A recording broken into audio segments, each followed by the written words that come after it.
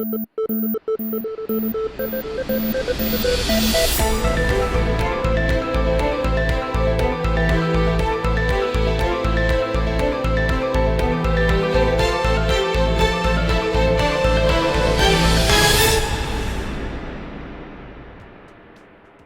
ձեզ։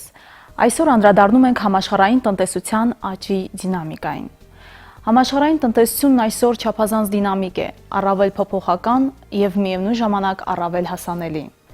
Տնտեսական զարգացման խնդիրներն առանձին երկրների քաղաքականության օրակարգից վերաճում են գլոբալ նպատակների, որոնց իրագործմանն են ուղղվում երկրների ու հատկապես գլոբալ կառավարման ինստիտուտների համախմբված ջանքերն ու ռեսուրսները։ Միևնույն ժամանակ այսօր ականատես ենք լրջագույն վերափոխումների,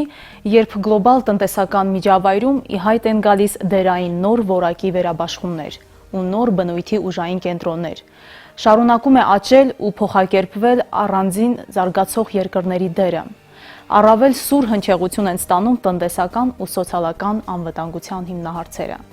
Գլոբալացման պրոցեսները հաշվեկշռվում են տարածաշրջանային ինտեգրացիոն միավորների աճող ներգործությամբ։ Սրվում է արդյունքների նկատմամբ վերահսկողության անհրաժեշտությունը։ Տնտեսության գործունեության արդյունավետության թերևս կարևոր բնութագրիչներից է հանդիսանում տնտեսական աճի տեմպի ցուցանիշը։ Դիտարկելով վերջին 10 տարում համաշխարհային տնտեսության մեջ արձանագրված տնտեսական աճի տեմպերը, պարզվում է, որ համաշխարհային տնտեսական աճի տեմպերի նվազման դինամիկա է արձանագրվում։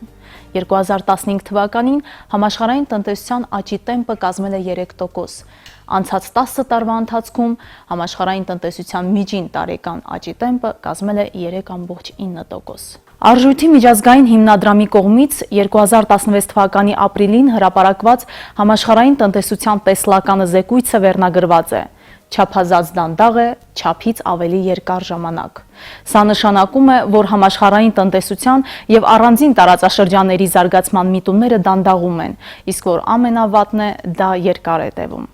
Կարելի է ասել, որ դա ոչ այլ ինչ է, քան 2008-10 թվականների համաշխարհային ֆինանսատնտեսական ճգնաժամի տարիներից մնացած ժառանգություն։ Համաշխարհային տնտեսության մեջ աճի տեմպի դանդաղումը հանգեցրել է նրան, որ կանխատեսումները տարեցտարի ստանում են ավելի վատատեսական ուղղվածություն։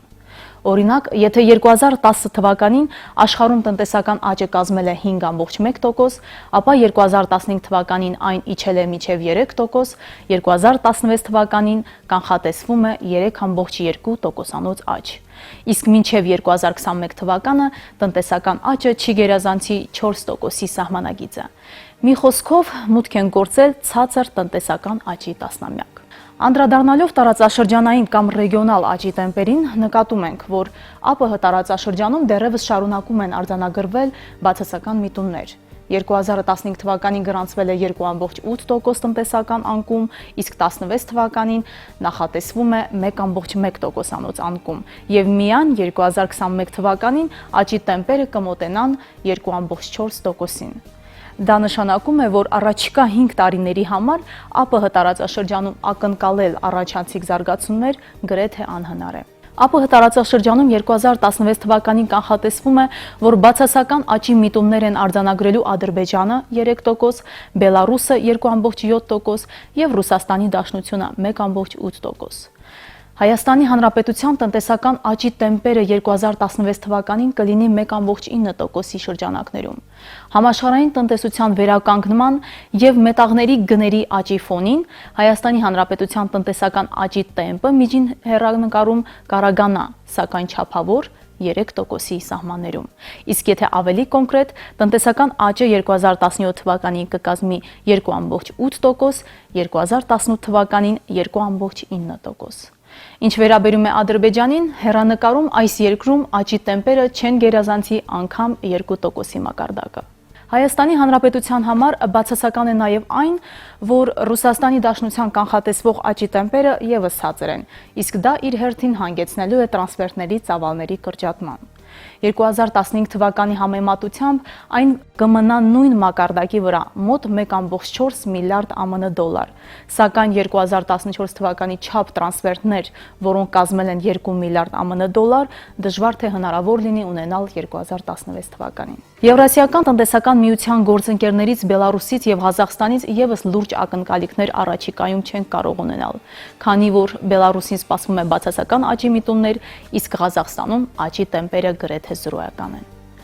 Աշխարհում ամենաարագ զարգացող տարածաշրջանն առաջիկա 5 տարիներին կլինի անցումային եւ զարգացող Ասիայի տարածաշրջանը, այսինքն համաշխարհային լոկոմոտիվի դերն առաջիկայում, ինչպես եւ վերջին տարիների ընթացքում, պատկանելու է այս տարածաշրջանին։ Դա է նաև այն հիմնական պատճառը, որ շատ երկրներ իրենց հիմնական գործընկերային հարաբերությունները փորձում են կառուցել համագործակցելով այնպիսի ասիական հսկաների հետ, ինչպիսիք են Չինաստանը, Հնդկաստանը, Հարավային Կորեան եւ այլն։ Տնտեսական աճի ցուցանիշով աշխարհում առաջատարը Չինաստանն է։ Վերջին 10 տարիների ընթացքում Չինաստանի տնտեսական աճի միջին տարեկան մակարդակը կազմել է 10.6%, իսկ վերջին 2 տարում արդեն իսկ նկատվում է չինական տնտեսության աճի տեմպերի նվազման դինամիկա,